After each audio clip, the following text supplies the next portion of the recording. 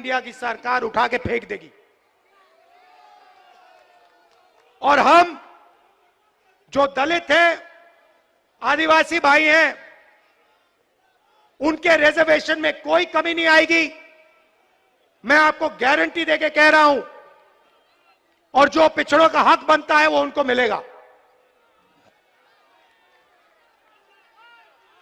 तो ये देश का सबसे बड़ा मुद्दा है, इससे बड़ा मुद्दा है ही नहीं।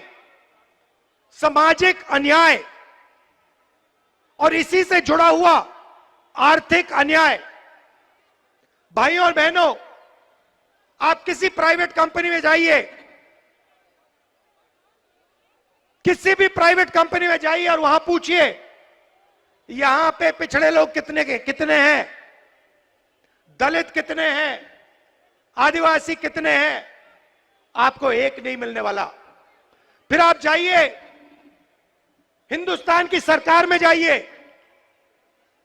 90 लोग हिंदुस्तान की सरकार को चलाते हैं, आईएएस ऑफिसर हैं, पूरे के पूरे बजट को ये कंट्रोल करते हैं। हिंदुस्तान की सरकार 10 रुपए खर्च करती है तो रुपए कहां खर्च होंगे ये 90 लोग निर्णय लेते हैं। 90 में से आदिवासी कितने, दलित कितने, पिछड़े कितने, आप जानते हो?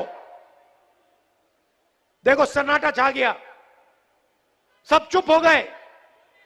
भाइयों और बहनों, 90 में से सिर्फ 3 ओबीसी वर्ग के लोग हैं और 100% बजट में से ओबीसी वर्ग के अफसर सिर्फ 5% कंट्रोल करते हैं।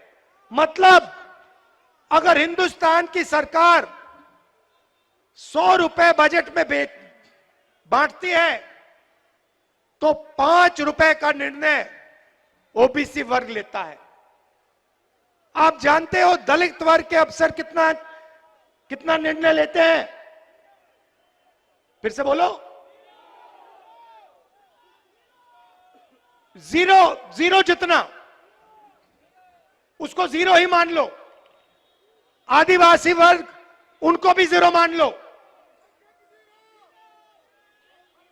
तो आपकी ना सरकार में हिस्सेदारी, ना कॉर्पोरेट सेक्टर में हिस्सेदारी।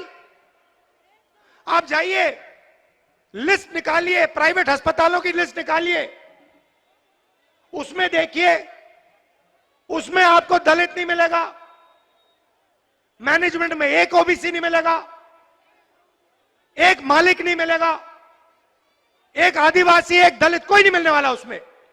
फिर आप प्राइवेट यूनिवर्सिटीज की लिस्ट निकालिए, कॉलेजेस की लिस्ट निकालिए, उसमें आपको एक पिछड़ा नहीं मिलेगा, एक मालिक आपको पिछड़ा नहीं मिलेगा, एक मालिक दलित नहीं मिलेगा, एक मालिक आदिवासी नहीं मिलेगा। फिर आप जाइए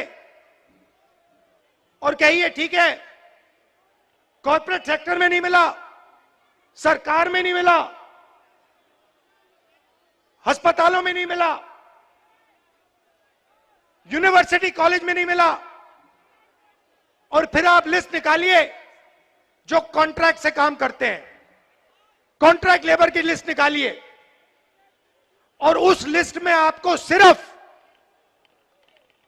ओबीसी, दलित और आदिवासी मिले।